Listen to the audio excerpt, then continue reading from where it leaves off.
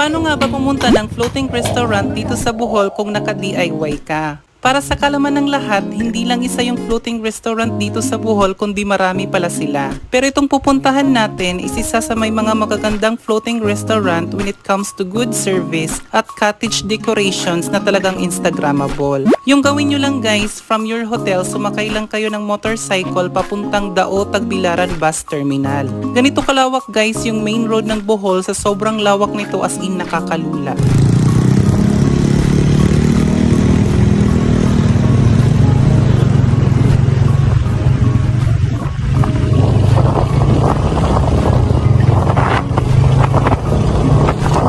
Pagdating nyo ng bus terminal, make sure to ask someone na kung saan yung papuntang Luay Ubos Poblasyon. Again, Luay Ubos Poblasyon guys ha. Nasa 20 to 30 minutes lang naman yung biyahe at madadaanan nyo rin dito yung Baclayan Church na tinaguriang one of the oldest church in the world. Kaya make sure na bisitahin nyo rin to mamaya pagkatapos nyo ng floating restaurant kasi 1 PM pa naman to nag-o-open. Pag makita nyo yung tulay na to guys, it means nasa Luay Ubos Poblasyon na kayo. Kaya make sure na bumaba kayo right after makatawid ng bus sa tulay.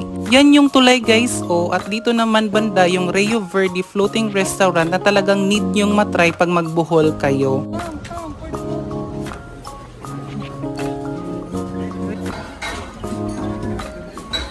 Pero bago pa man ang lahat guys, share ko pala tong Mickey and Friends wireless headset from Disney. It has 400 mAh battery capacity, that's why it can last up to 7 hours straight of usage. It comes with 4 different kinds of pastel colors, kaya very aesthetic talaga siya. And you can use it in listening to music, playing games, and answering a phone calls. At since it's a collaboration of Disney and Lenovo, kaya makakasigurado ka talaga guys na mapagkakatiwalaan to, garantisado at mura pa. Para sa mga may gustong bumili nito, nasa yellow basket to. Back to the video, pagkatapos nyo magbayad, didiretso na agad kayo ng floating restaurant. Nasa 6 yung floating restaurant nila dito guys, tapos each floating restaurant has different vibes and theme as well. Pero same lang naman yung pagkain na siniserve nila dito. Ito yung floating restaurant na gusto ko sana, kaso pangatlo pa daw to sa aalis, kaya itutour ko na lang kayo dito at ang sarili ko.